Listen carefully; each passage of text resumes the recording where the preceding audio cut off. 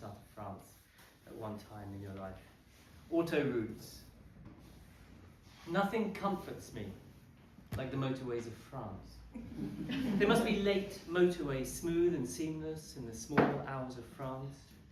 I see roads turning off as we make our way south, but we press on, ignoring special sites of interest by the motorways of France.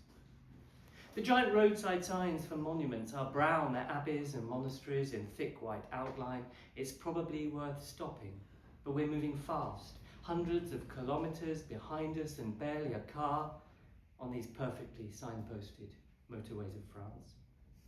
He thinks I'm asleep, but I'm not.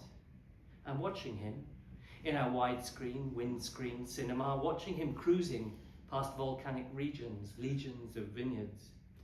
I'm here watching him going, keeping us going, his foot down, silent on the motorways of France. This was a hot, very hot day last year in Ghent. Afternoon in Ghent. I can see boats and colourful umbrellas. I can see heads and torsos and arms holding colourful umbrellas in boats. I can see men driving boats of heads and torsos and arms holding colourful umbrellas. See the mouths of men driving boats moving, saying things I can't hear to heads and torsos and arms holding colourful umbrellas. What are the men saying? Do I want to hear? Would I want to know? I can see the mouths going through the motions in boats and mouths going through the motions with umbrellas. I can see colourful umbrellas giving shade to heads and torsos and arms in boats, umbrellas going through the motions of keeping the sun off heads and torsos and arms, though other days it's rain when it's raining on heads and torsos and arms holding colourful umbrellas in boats of men with moving mouths.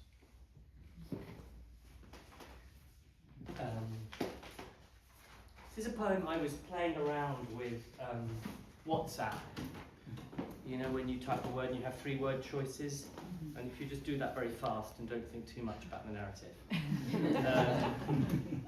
this is what you end up with. With and for and of the sunshine. The tree at the end of the garden is the river, of course, and it's not been very forthcoming with me and the sun and the sunshine. But I'm sure it's the river that you have been in and out of, the river since we were both outside together in the sunny sunshine. And I'm sorry about yesterday, but it wasn't too bad that you didn't want me to come back to sleep in the hill park with the sunshine in your mouth. And we can have some lunch tomorrow, and maybe we could meet up with people in the park and you, the sunshine. If you want to hear from the river, then let me know when you're ready for me. And when you're an available area for the sunshine.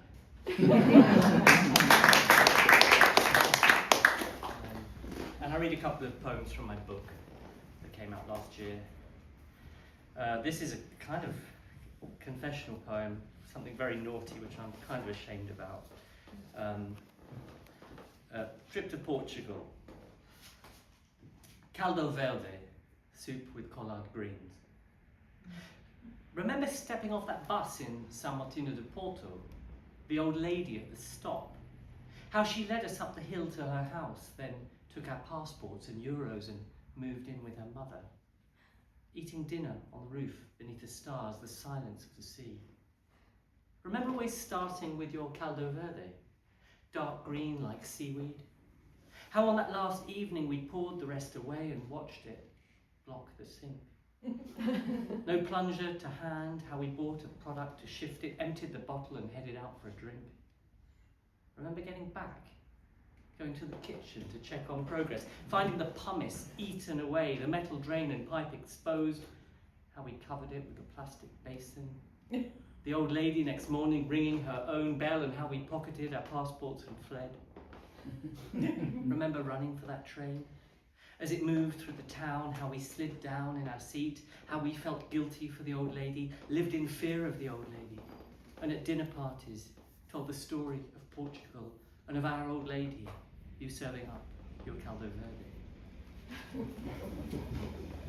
And this is the last poem in the book. This is a book about sort of bereavement, loss, going through the process of dealing with death of a partner. And this is the last poem. And I went down to visit, to represent him at a wedding. A friend of ours was getting married. Wedding in Limousin. I'm writing this in the swimming pool. In a swimming pool in which I am the only swimmer. I've stopped swimming to write this poem, here alone, just arrived, my first swim. 3 trains and a taxi, 38 degrees, a June heat wave. Standing here cooling off, the robot cleaning underwater, almost company. A pen is letting out its ink, a notebook covered in wet patches from my wet arm, right hand. Blotched words, sun hot on my back, the blanks of paper wrinkling into waves. France, sound of a tractor, and a moment ago church bells, a breeze, honeysuckle. All this way.